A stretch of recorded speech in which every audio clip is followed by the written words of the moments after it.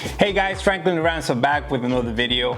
And if you saw my prior video when I went to Turkey where I photographed Cappadocia and I gave you some tips as to how to do that, after that trip I ended up going to Italy, and that same day that we got there we rented a car and went to a fashion designer, picked up a bunch of dresses and accessories.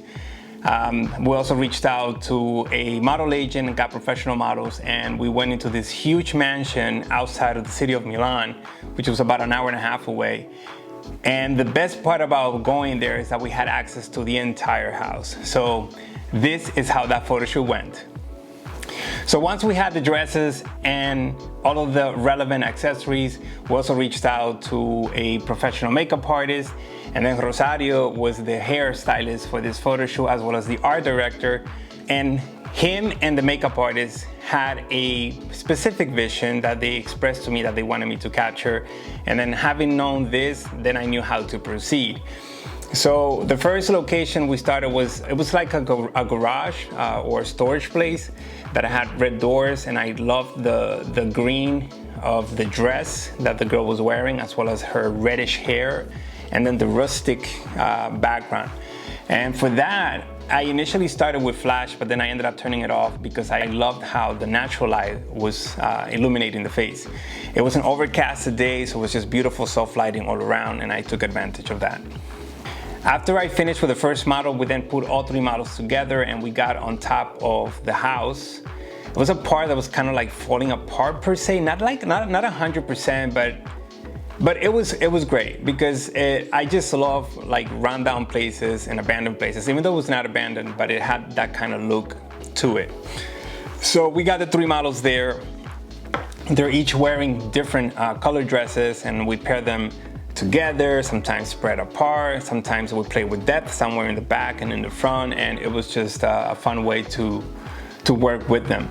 And in that particular part of the session, I used a combination of natural light with flash. Sometimes I had the flash being more prominent, and sometimes completely took off the flash and just used natural light. And I used side lighting, back lighting, and front lighting. So as you can see in the images, they're all different and they all were shot relatively within the same time frame. After that, I proceeded to go with one of the models by herself, while the other two were getting their hair makeup changed as well as their wardrobe. But it was basically the same dress, the same type of lighting, and I was doing that to dedicate time to that model and also to give the hair makeup team more time to work on the other models. At some point we changed the looks completely with the hair and the makeup and the wardrobe, and I decided to play inside and outside of the house with different lighting situations.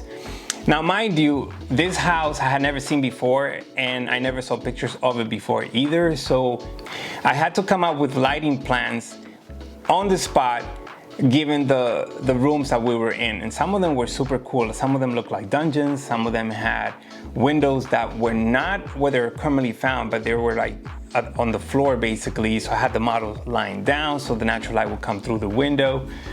And it was fun having to come up with solutions in places that I had never shot before, as well as introducing color gels to give the photos a different kind of feel to them.